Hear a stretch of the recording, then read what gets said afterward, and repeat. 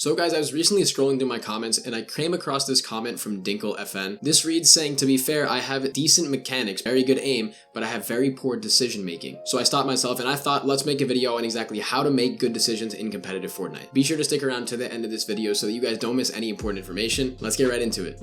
So guys, for the format of this video, I want to go over the 3 aspects of good decision making that I think everybody should learn and master, those being position, timing, and risk. Now let's start with the first one being position. Now primarily during the mid and end game, think about where you are and where you need to be. This is going to involve your guys' position. This can be on top of a hill, this can be on the low ground, it can be at a gas station. Understand that when you make decisions, a lot of the time they will involve your position. For example, basing up on a hill or deciding whether to rotate on a different layer during the end game zones. This can mean planning where to rotate or where to position for Storm Surge. In my opinion, the best way to make decisions about positioning is to have information about where other players are on the map. The best solution to this and the best way to find that information is to scout. I've gone over scouting in plenty of other videos before. You guys can scout in many different ways. Some examples of that are going to be looking through a cone really easily. All you guys have to do is place a cone on the top of your box, edit the floor open, and then go up and hold down the edit button on this floor. By doing that, you guys can easily see everything by peeking through the cone. It's going to allow you to see everything in a 360-degree radius. It's a very easy way to scout. Another way is to open a wall, get into a peak situation where you have line of sight on the rest of the lobby, but make sure that they can't see you because then that's going to result in you guys getting shot. My recommendation is that throughout the mid and the end game, try to be in a cone looking through a peak that gives you information on where enemy players are. Understand what their sight lines are and if they will focus on you if you guys choose to change position. This is how you guys can make intelligent decisions by scouting, looking at your position and other players' positions. For example, if a team is focusing on a certain portion of the map that you were planning on rotating to, you guys should try to pivot and focus on rotating to a more safe and less congested position. However, if you and many teams around you are being pressured by players on the congested side of zone, you should make the decision to rotate out and get to a more safe and less focused position. This is really how you're going to be making decisions on when and how to rotate. You're going to need to know where your position is and where you want to be. Basically, positioning is the first concept you need to think about when making decisions, and you can get information on how to decide by acquiring information from scouting.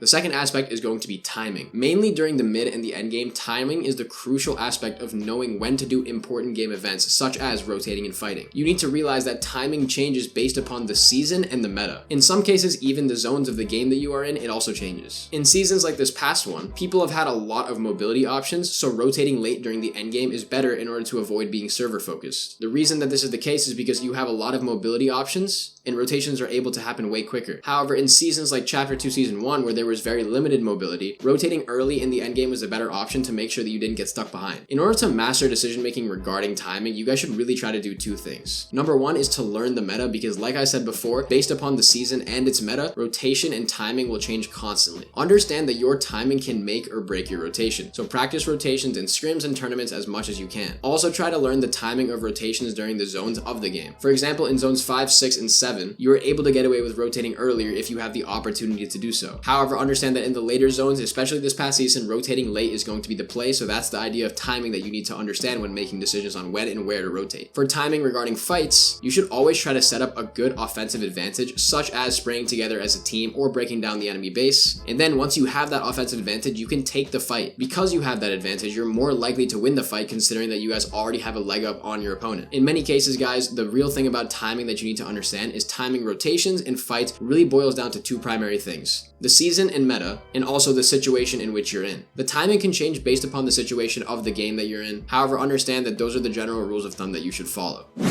Now guys, the final aspect, like I said before, is going to be risk. Risk is the most complicated concept to explain when thinking about decision making. However, you need to understand that the idea of risk is primarily involved in taking mid-game fights. However, it also can be seen during end-game fights, rotations, and many other aspects of the game. The general area is definitely going to be fights, so during fights, you should try to examine 3 things. Number 1 being an offensive advantage. This means stuff like getting a beam onto the opponent, breaking them down, maybe having more health and shield and resources than them. The second aspect is going to be high ground. This can mean obviously just being on an elevated layer, having a better line of sight onto your opponent. And then the last one is going to be third parties. This is the biggest problem that I see in mid-game fights, is that people will take them and they won't be worried about third parties that may come along and ruin their fight. If you guys are in a fight with an offensive advantage, high ground, and in an area where you are unlikely to be third partied, it would be a very good decision to take a fight. Especially if you guys are low on surge, low on loot. For whatever reason you need to take the fight, that would be a good circumstance. However, if you guys are in an open area where you can be third partied and you have no offensive advantage onto the opponent, you should likely not take the fight simply because that would put you in a sticky situation. Regarding fights, just understand that you should try to have an offensive advantage, high ground, and a low risk of being third partied in a safe area. Now let's pivot to the idea of decision making and risks while rotating. For rotations, risks are always going to be there. However, you need to try to look for the least risky path throughout the endgame zones by scouting. Scouting is really the best thing to make good decisions. You guys need to have all that information. However, in many cases, the least risky path in zone is going to be the path in which you have the least amount of terrain and players blocking you from the next storm. If you're in a zone with a lot of terrain such as mountains and buildings,